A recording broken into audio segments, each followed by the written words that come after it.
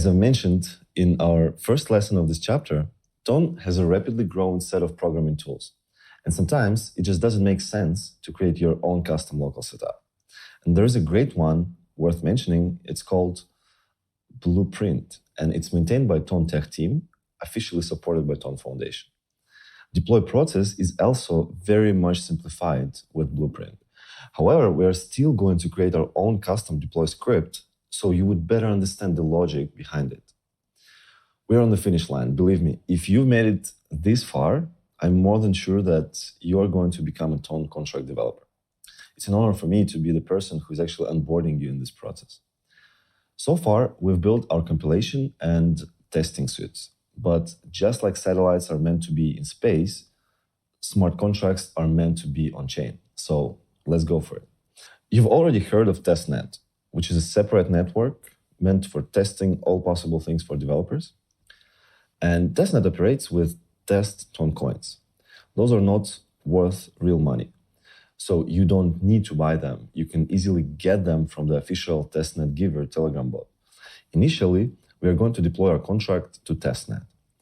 This bot will ask you for your address. So you need to have a wallet that would operate with test Ton coins. You're probably familiar with wallets like TonHub or TonKeeper.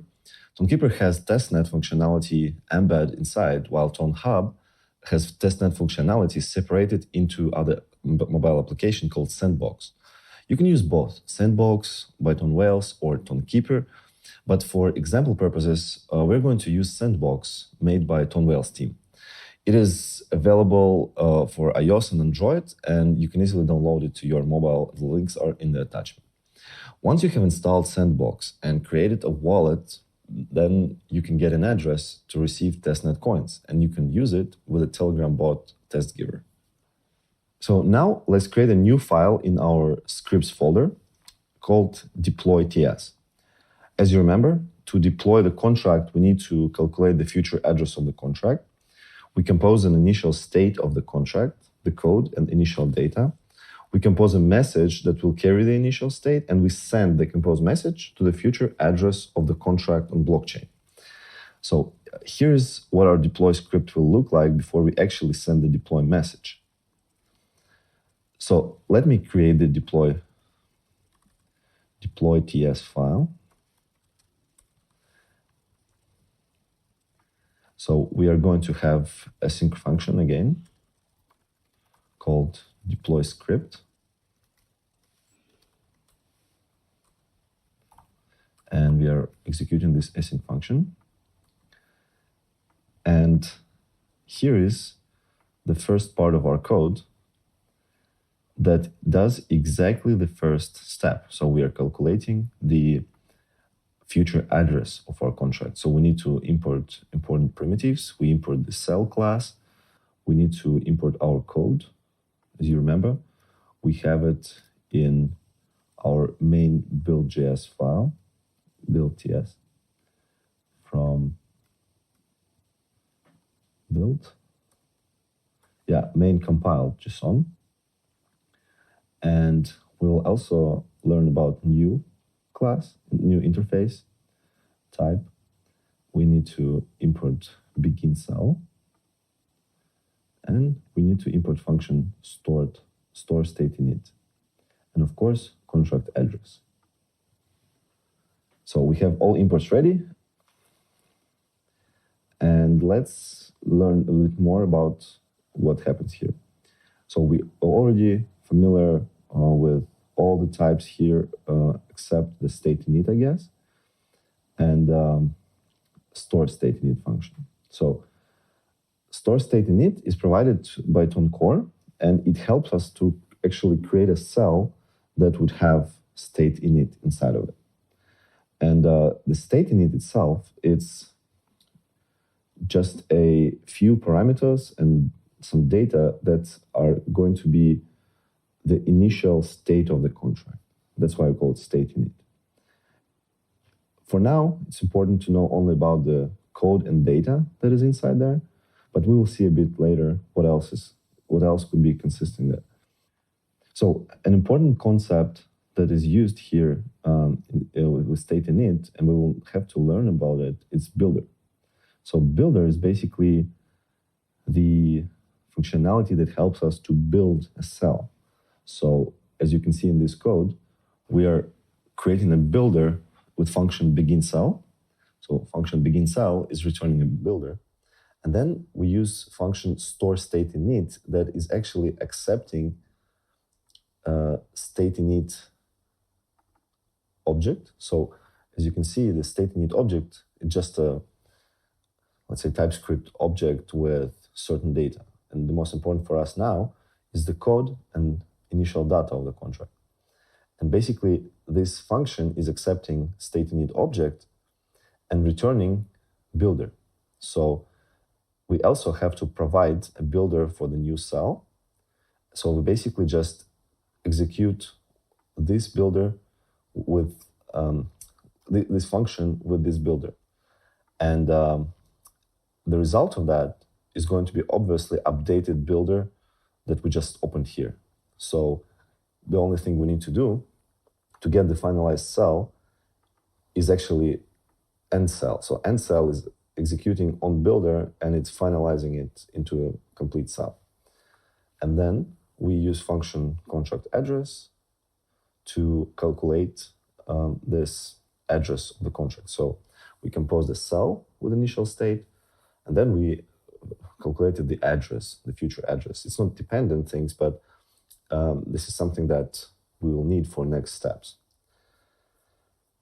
We could achieve the same results by manually constructing the cell. So, as you know, we already, as you learned the concept of begin cell that is returning builder, we could manually go bit by bit and actually store data according to the supposed structure. So you can learn about this in the documentation, but I'm just showing you as an example that TypeScript libraries, TONCore, like there is more libraries like that, they're simply there to actually help you to get away from the very low level things like composing the cell, because this cell is composed quite often and you will not need to do this manually every time. Very often you will compose the cells by yourself, but this is going to be your custom cells where you define the structure, and then your contract knows how to read it because you programmed it, right? But at this moment, so basically you see that there is one bit for split depth. So these things are not even at the moment important for you because you don't want to get lost in these primitives. But here is like important that we actually put the cells, we kind of put the references to another cell. So in one cell, we can have some information as bits or some references to other cells. So it results as a tree of cells. You probably heard of that in first chapters. Okay, so I'm going to remove this thing because we're not going to use that low level, but this part is just doing just the same thing. So in order to send a message, we are going to need the Sendbox wallet that you've installed in the beginning. Sendbox has cool API that enables deep linking into the wallet and TonHub as well. So meaning that we could compose a link that would have all the parameters needed to send a message. Then we open this link on our mobile and it will redirect us inside of the app and actually request a transaction. So we will have to confirm the transaction of sending this amount with certain data. And next step, what we're going to do, we're going to compose this kind of link, then create a QR code out of it, and then show it on the terminal. So we could scan it with our mobile. So we're going to install a few more libraries, especially one important for now is the query string, because imagine we have code and data stored inside of the initial state cell. So we have a whole cell that we will need to stringify into the base 64 format So basically, we'll have the amount of money that need to be sent because it costs money to deploy contract. On testnet, obviously, this money are not worth anything, but in real life, you will need to send some money, some coins.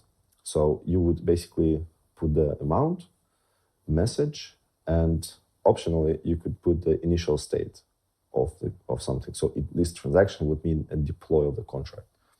Let's install another library that is going to help us to show QR code in terminal. So we would pack this link into a QR code so we could scan it from our mobile.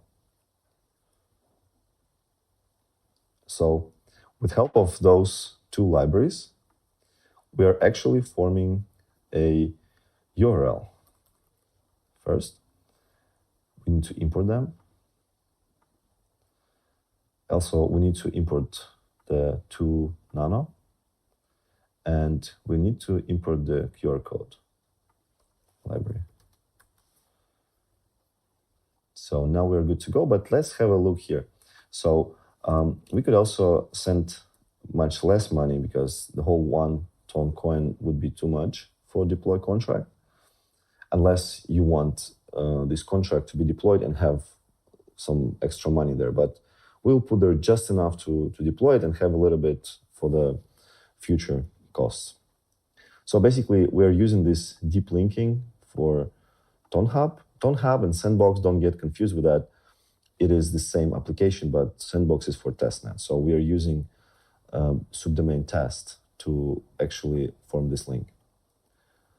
So here we put the address, future address of the contract, and we also put the message, we put the amount, we put the init state, and as you can see, we are actually taking the cell, we put it as a body of cells, we serialize it to the body of cell, and then we actually stringify it in base64 format. And then we are just packing this all into a QR code. So I'm going to save it. So just like we did in the previous lessons, why don't we just add some informative console logs so our script would make more sense while it's running. We would know the state of it. So we put the deploy script is running when it starts, and then let's put some console logs after we know the address, the future address of the contract. So we say this is the address, and please scan the QR code below to deploy the contract. So let's go to package.json and create a new script called deploy, obviously. And we are going to, again, compile it just to make sure that no changes are actually lost. And we will run the scripts, deploy TypeScript, and run it with TypeScript node. Great. So now we can easily run yarn deploy. So what we're going to see now is going to be a QR code. Yeah, it compiled, and now we see a QR code. I'm opening application Sandbox on my mobile, and I'm using scanner to actually scan the QR code. You can see that our message deploy contract, we see the right amount, and we are signing the transaction. So once this transaction is going to be finished, we can actually open the address in Explorer. So transaction is sent.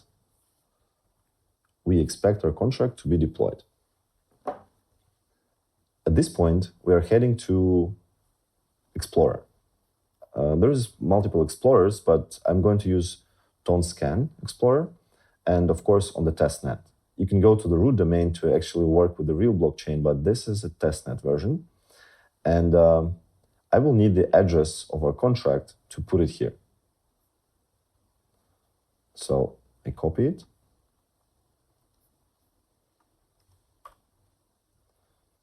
And voila. So last activity, 1 minute to go. And interesting, we just deployed a contract, but we see so many transactions here. What is this? As I mentioned before, the address of the contract in Tony is determined. So we know the address, and it consists of the code and data.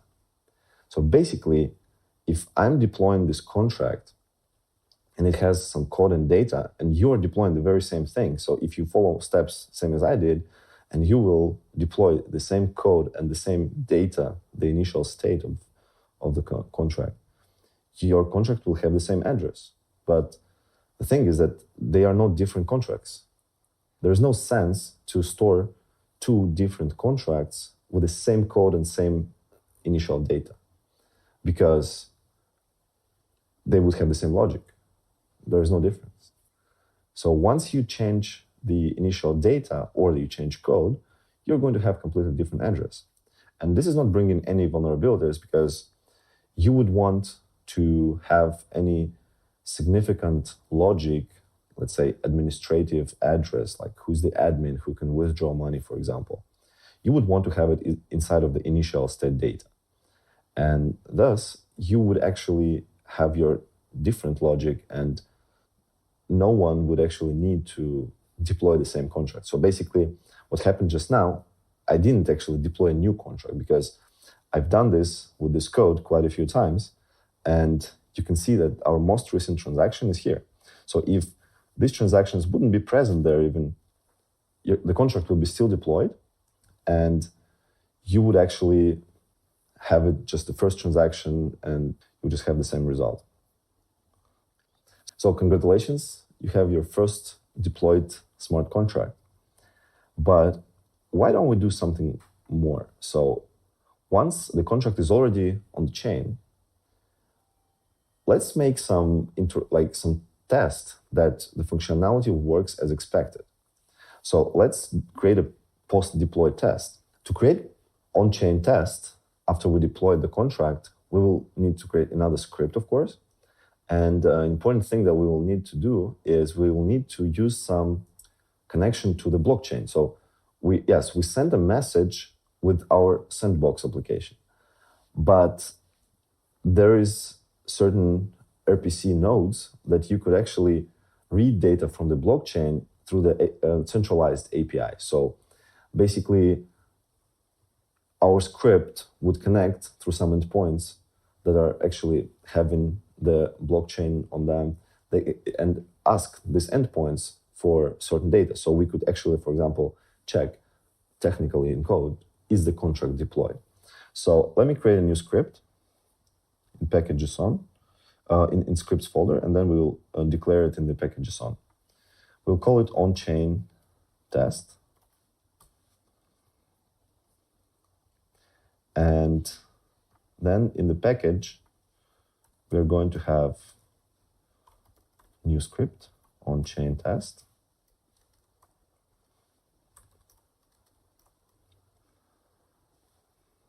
We don't need to compile because it's already deployed. It has nothing to do with deploy. Yes, we're going to run it like this. To check if the contract is deployed, we need to calculate its address again. So it's going to be called on-chain test script.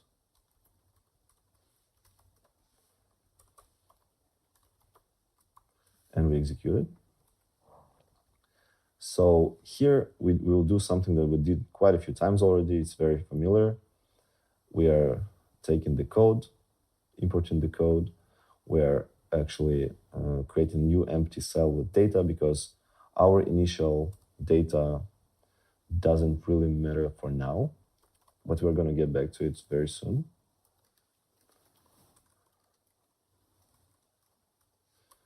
From build, and the file is called, I guess, main compiled. Okay. Build.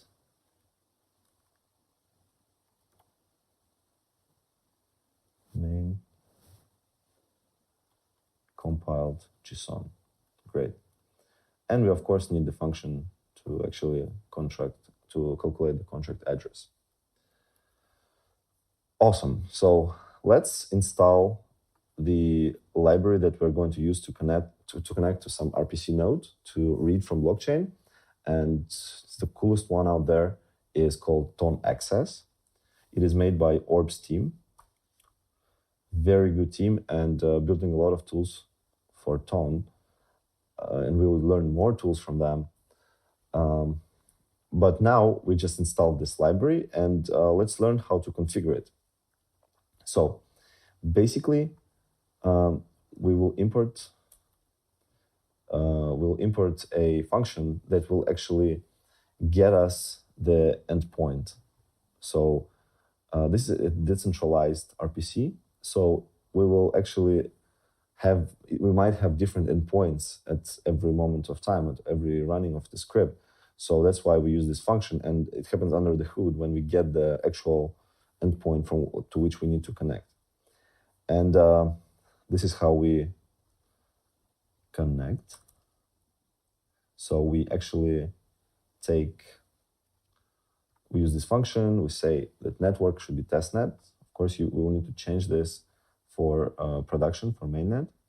And we will need to import one more, Ton client v4, yeah.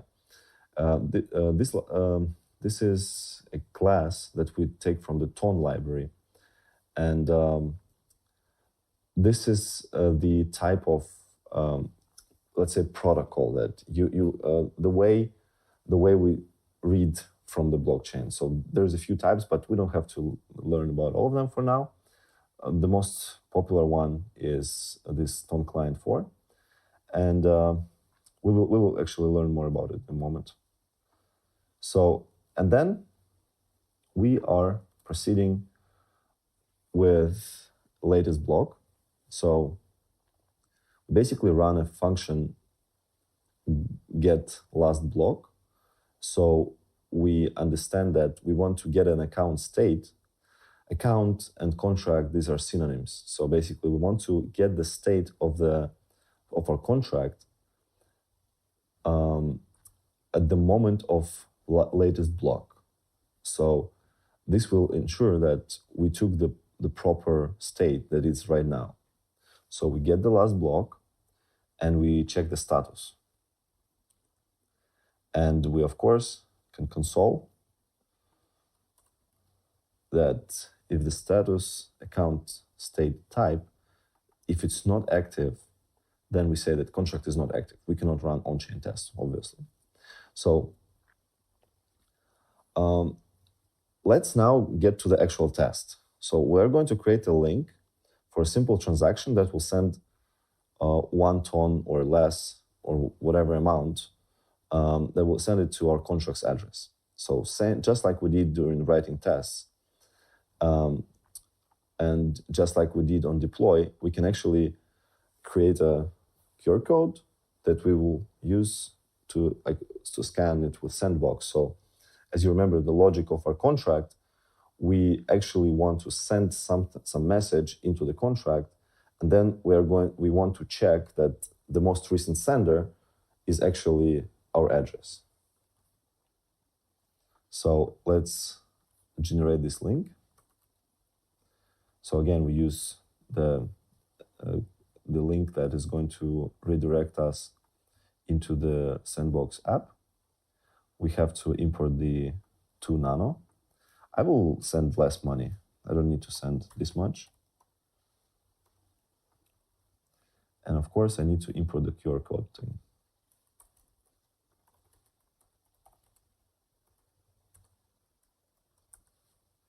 Exactly. So we're good. So we basically just send some money into the contract. And so immediately after showing the QR code, our script will start invoking getter method of the contract to actually get the latest sender address, once it changes. So we don't want to actually console log the same result. We actually remember this recent address, and then we check if it changes. So we will have to import a few more primitives.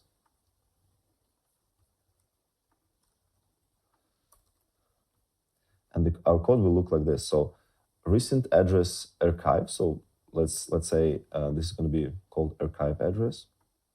We have to import this class from the Tone core as well. And now we create an interval. So this function will repeat every 2 seconds. And then every time we perform a check, that we need to get the latest block sequence number. So again, we get the last block. And then we're using run method of the same client for, because this is the client that we're using to read from the RPC, and we can actually run a getter method from it. So, and then we put the name of so we take the last block sequence number, we take the address of the contract, and we take the name of the getter method. So we actually want to check the exit code. So we're using run method to call it, and the result, one of the results that we're getting is the exit code, and of course the result. So we make sure that script stops if the call was not successful, or if the data received is not of type slice.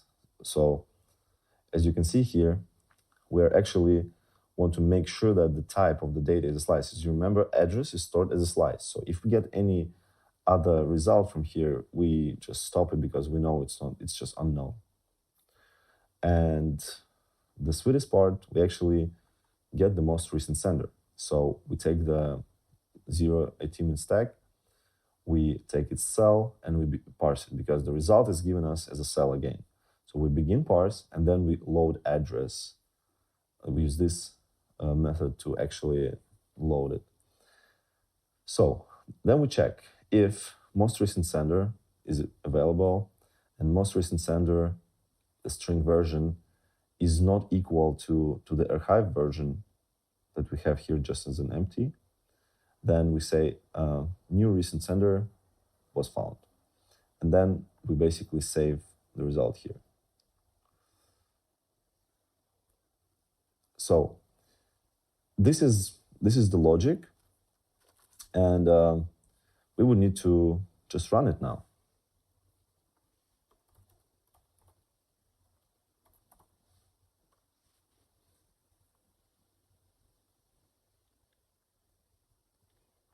We get a QR code for a transaction. I'm going to scan it. So currently, this is the address that was the most recent one. And now I'm going to send money to this contract from different address. So I will log out from Sandbox application that I have now, and I will create a new wallet, top it up with testing Tone coins, and I'm going to send a transaction to the same contract, but from a different testnet address, and we're going to see that it's going to change. So I'm having a new wallet with some testnet coins, and I'm going to scan the QR code and send this amount of money that we requested, simple test transaction.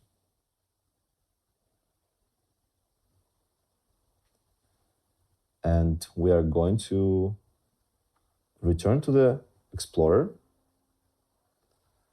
and we can see that there's some error.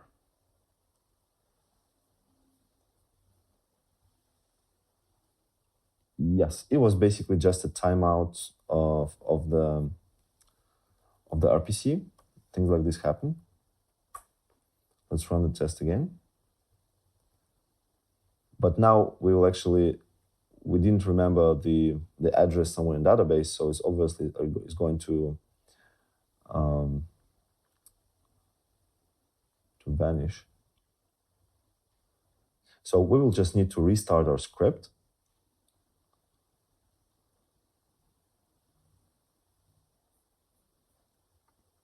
It's connecting to the RPC node. And again, we see the QR code. It's having this address. Actually, because our connection to our PC node failed, we don't remember here. So here is the last sender that was found. So let me now send another message from different wallet with different address, and we will see how it will change here.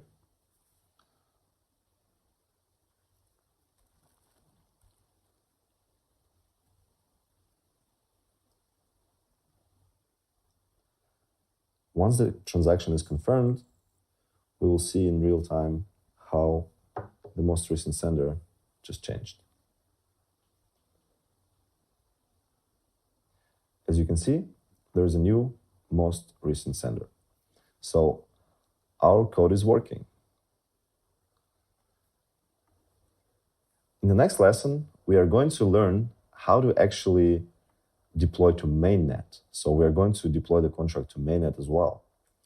And we are also going to learn how to use our script that we already have now, the custom one, how to use it to have multiple scripts here in the package JSON to deploy to testnet and mainnet and run on-chain tests separately on testnet and mainnet. So this would be a better understanding for you how this could work.